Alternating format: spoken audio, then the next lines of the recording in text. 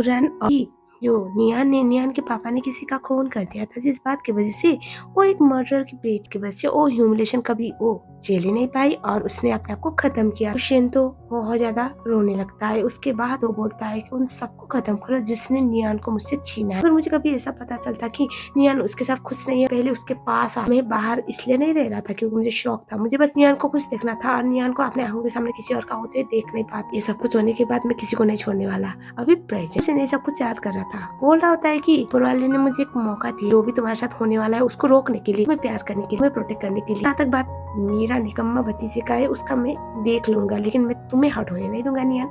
ऐसा वो बोल स्माइल करता है और उसके बाद हमें दिखा जाता है नियान डरते डरते घर जाती है और वो जहाँ पर वो रैन से बोलता है कि कल रात कहाँ पर थी, मैंने तुम्हें कॉल। थोड़ी सी डरती, गले में जो लव बैर्ड्स थे वो भी दिख रहे होते। वो क्या हुआ है? तभी वो बोलते नहीं नहीं कुछ, यहाँ तो नहीं किसी को जान, क्योंकि शक्ल पे तो नियान के 12 बजे। तभी वो बोलता है एक्चुअली कल रात को उन्होंने मुझे एक बहुत स्पेशल गिफ्ट दी, तो मैं तुम्हारी गर्लफ्रेंड को जानता। अभी वो डरते डरते बोलती है कि नहीं, वो कल मैं भाग रही थी तो अंकल की गाड़ी में मैं टकरा गई थी और तभी उन्होंने मेरी मदद की थी। मुझे नहीं पता था कि वो तुम्हारे अंकल है। ये सुनने के बाद हो रहा नाचते हुए बोलता है कि अंकल सो सॉरी, बहुत सीधी सादी लड़की है, अगर इसने कल आपको गुस्सा दिलाया देन आई एम सॉरी। ऐसा वो बोलता है और वो बोलता है कि मेरी तरफ नियान की तरफ से मुझे माफी मांगने दो अंकल। ये उसके बाद हमें दिखाया जाए पौर करके, वो डरती डरती पौर तो करती है लेकिन कॉफी का मॉग पकड़ते टाइम वो उसका हाथ भी टच कर लेता है। वो तो डरती है और तभी वो सॉरी बोल, तभी ओरन बोलता है कि अंकल वो थोड़ी मासूम सी है तो लेकिन क्या कर सकते हैं, आप बर्दाश्त करना पड़ेगा। तभी जो अपनी गर्लफ्रेंड को नहीं दे सकते उसको ह्यूमिलेट कर रहे हो बार बार हर चीज में। वो बोलता है सॉरी अंकल ऐसी बात नहीं, लेकिन तभी वो बोलता है चुप रहो। और उसके बाद बातों को टालने के लिए कि अंकल मैंने आपके लिए कमरा रेडी किया हुआ है तो आप कमरा देखने के लिए चले जाइए। सीन को यहीं पर काटा जाए। नियान बहुत परेशान वॉशरूम में कर रही होती है, तभी कोई तो अंदर घुसता है अचानक से। ये तो हुसैन बहुत क्लोज जाके किस करने लगता है। वो उसे धक्का देके बोलती है कि आप क्या कर रहे हो, मेरे बॉयफ्रेंड के अंकल हो तो आई थिंक ये इनअप्रोप्रिएट है। वो बोलता है हमें गलत भी सोचना चाहिए। वो बोलती है था जानबूझ के नहीं हुआ है, मैं प्रॉब्लम में थी और आपने मेरी मदद, उस बात को आप मत बिगाड़िए। हमें दिखाया जाता है बाहर से तो ओरन दरवाजा नॉक कर रहा होता है। इससे पहले कि वो दरवाजा खोलता उससे पहले वो दरवाजे के नजदीक आते बोलते मेरा अभी हुआ नहीं तो तुम थोड़ा वेट कर सकते हो। वो बोलता है ठीक है। अंदर कोई है क्या, देखता है लेकिन कोई था नहीं। ऐसे अंकल कहाँ पर, तुम अपना काम खत्म करके दरवाजा बंद कर। वो बोलता है कि कब तक छुपाने वाली है इस बात को, एक न एक दिन तो मेरे भतीजे को पता चल ही जाएगा। वो बोलते हैं कि मैंने बोला ना वो एक एक्सीडेंट था, इससे अलावा कुछ और नहीं है। तभी वो बोलता है अच्छा एक्सीडेंट था, वो तो तुम्हें कल रात को ही सोचना चाहिए था ना, रैंडम बंदे के साथ सोने से पहले। आफ्टर ऑल वो तुम्हारा फर्स्ट टाइम था, तुम वर्जिन थी। तभी वो बोलते कि वो आपकी मतलब की चीज नहीं, आप ये समझेंगे आपको कोई लॉटरी लगा था कल रात को। तभी उसे बाथटब में खींचता है और उसके बाद तो किस करने लगता है। वो समझ ही नहीं पाता और तभी कॉल करता है और वो उससे बोलता है कि अंकल मुझे पता है आपको लड़कियों पे इंटरेस्ट नहीं है, आप बस मजाक कर रहे हो ना मेरे साथ, जल्दी खाना खाने के लिए आ जाओ, सेफ वेट कर रहा है, आप खाना रेडी करके बोलकर फोन काट देता है। उसके बाद हमें दिखाया जाता है हुसैन बोलता है कि बॉयफ्रेंड मानती हो लेकिन वो तुम्हें वो गर्लफ्रेंड नहीं मान रहा, ये तो दिख रहा है। अपना भ्रम जितना जल्दी हो सके तोड़ भी ऐसा नहीं चाहूंगा कि तुम उसके साथ एसोसिएट रहो, ऐसा वो बोल देता है। डाइनिंग टेबल ने बोला हुआ है कि उसके पापा फॉरेन में रहते हैं। पेरेंट्स बोलता है हाँ पेरेंट्स फॉरेन में रहते हैं लेकिन मम आ रही है 10 मिनट के अंदर एयरपोर्ट आ चुकी होगी। ऐसे मैंने बता दिया है कि तुम किसी को डेट कर रहे हो ताकि आके होने वाली बहू से बात करे। ठीक है अंकल, हम भी ना मजाक करते, ज्यादा ही ओवर स्मार्ट बन, बोलता है ज्यादा ही बन गए हो आप, इतना ज्यादा आपको हमारे पर्सनल इंटरफेरेंस करने की आदत तो नहीं। नहीं नहीं तुम्हें इतनी अच्छी लड़की मिली है, मैं नहीं चाहता कि हाथ से निकले। बोलकर जा करते हुए बोलता है कि एक काम करो रेडी हो जाओ, तुम्हारी मम आ ही रही होगी। और उसके बाद वहाँ चल, तभी वहाँ पर निहान को ओरन घूर के देखने लगता है और बोलता है बताओ तुम दोनों किसी में क्या है, अंकल तुम्हें इतना डिफरेंटली क्यों ट्रीट कर रहे हैं, कुछ तो हुआ है ना, तुम दोनों साथ आए थे ना गाड़ी में, बताओ मुझे। बोलकर उसका बंदा ऐसे कॉल करने वाला था, कॉल आता है कि उसकी मॉम आ चुकी है। उसके बाद वो बोलता है कि मॉम आ चुकी है, अंकल ने सच बोला था। उसके बाद वो बोलता है कि अभी कभी छुप अभी कभी छुप जाओ, बोलकर उसे वहाँ से छुपने के लिए बोलता है। बाद वो सीधा गुलशन के पास आती है। गुलशन बोलता है कि तुम्हें तो तुम्हारे बॉयफ्रेंड ने छुपने के लिए बोला था ना, तो अभी यहाँ पर क्या कर बात नहीं, छुपी नहीं हो तो एक काम तुम्हारे लिए एक बहुत बढ़िया शो अरेंज किया हुआ है, चलो। वहाँ पर लेके जाता है जहाँ पर उसकी मॉम आई हुई थी।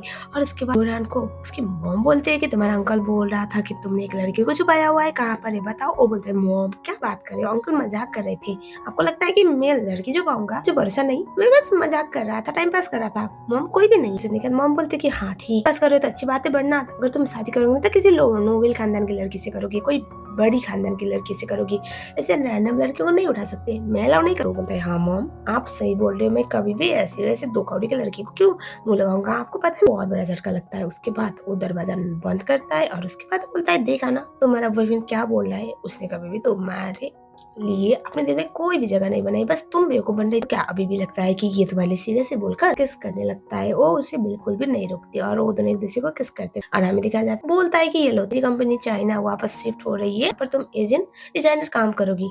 वो बोलती है पर क्यों? तभी वो बोलता है कि आफ्टर ऑल तुम मेरी फ्रेंड और तुम मेरे रीच में रहोगी ना, तो मेरे लिए बेस्ट रहेगा ना, मुझे तुम्हारे पास बार बार जाने की जरूरत नहीं पड़ी। उस फाइल को साइन करके उसके मुंह पे फेंक कर चली जाती है। और उसके बाद हमें दिखाया जाता है सिंथा वो बोलता है कि पास्ट लाइफ में जो भी गलती मुझसे हुई है वो सब कुछ मुझे सुधारनी है, तुम्हारा करियर बनाना है, तुम्हारे लिए रास्ता मुझे इजी बनाना है, और मेरे लिए यही सबसे बेस्ट ऑप्शन है कि अगर तुम मेरे कंपनी में आओगे उस टाइम पे तुम ही मैं प्रोटेक्ट कर पाऊंगा, ऐसा वो बोल। उसके बाद हमें दिखाया जाता है वो ऑफिस से आ रही होती है, तो उस टाइम पर मुझे बोलता है कि मैं तुम्हें वहां से इसलिए भगाया क्योंकि मैं नहीं चाहता था कि मॉम तुम्हें देखकर ह्यूमिलेट करने लगे। वो बोलता है क्योंकि बहाने से तुम करोगी ना ह्यूमिलेशन, सब कुछ सुना, याद रखना मैं तुम्हारी कोई नौकरानी नहीं। 3 साल आपने ऐसे ही बर्बाद कर दी तुम्हारे साथ रह रह कर, लेकिन अब नहीं, इट्स पे जा रही हूँ। और बात ये है कि हम दोनों ब्रेकअप कर लेते हैं, लेट्स ब्रेकअप, हमारा रिश्ता यहीं पर खत्म। वो बोलता है क्या तुम मुझसे ब्रेकअप करोगी? तुम हो ही क्या, तुम एक मर्डर की बेटी, तुम्हारी बीमार माँ। अगर मैं ना होता तो वो बोलते, अगर तुम ना होता तो बहुत कुछ होता ना, वो यहीं पर खत्म करते। तुम तो बहुत बड़ी फैमिली की बेटी, मेरे साथ रहकर तुम्हें भी नुकसान ही होगा ना, और मुझे भी कुछ खास मिल नहीं रहा।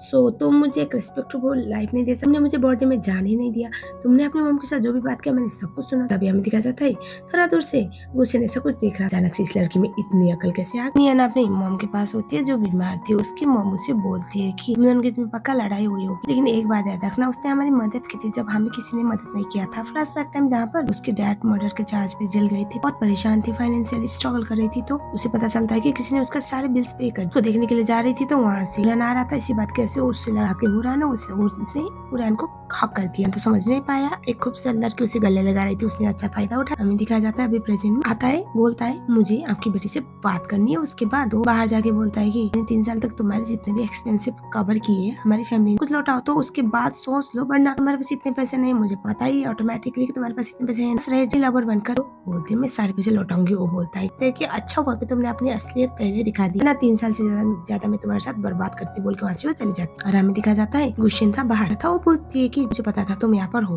वो बोलता है कैसे पता चला? तब वो बोलती है कि 3 साल पहले मेरी मॉम की मेडिकल बिल पे करने वाला वो नहीं था ना, वो कुछ बोलता उससे पहले वहाँ पर आ रहा होता है, तो इसीलिए नियान जो थी नियान को गाड़ी में बैठाता है, गाड़ी लेकर चला जाता है, उनका पीछा करने लगता है। दिखा जाता है होने के लिए उसके घर तक आता है, तो उसे निकल रहा था, इस बात की वजह से वो गाड़ी से बाहर भी नहीं निकल। वो बोलता है कि तुम्हारा बॉयफ्रेंड तुम्हारा कर रहा है, वो उठाती है, बोलती है कि हम इसको साफ करके आपको लौटा दूंगी जल्द से। वो बोलता है कि नहीं नहीं, मेरे भतीजे के छूने के बाद उसको लौटाने की जरूरत नहीं, एक काम करो कच्चे की देर में। फर्श के बाद वो चुप हो जाती है। उसे एक शॉपिंग मॉल पे लेके जाता है कि एक काम करो अपने लिए कपड़े खरीदो। वो बोलती है तो बहुत महंगा, मैं नहीं ले सकती यहाँ से, मुझे जरूरत भी नहीं। तभी वो बोलता है ये मेरा ही है डॉन, तुम आराम से ले सकती हो, तुम्हें पैसे देने की जरूरत नहीं, और दे सकती हो। उसे धक्का देके बोलती है मैं अपनी बॉडी सेल नहीं करूंगी, बातें सोचती हो, मैंने कब कहा कि तुम्हें बॉडी सेल करनी है? तुम मुझे एक हक दे सकती हो, उसके बदले में तुम्हें ढेर सारे कपड़े चूज करने का ऑप्शन दूंगा, क्योंकि मेरी लाइफ में कोई नहीं है ना, तो मुझे उसी चीज की जरूरत। बोलते नहीं, तभी बोलता है ठीक है, तो तुम्हारा दूसरा ऑप्शन भी बुरा नहीं है, बिकॉज मैं तुम्हारे साथ कंफर्टेबल हूँ।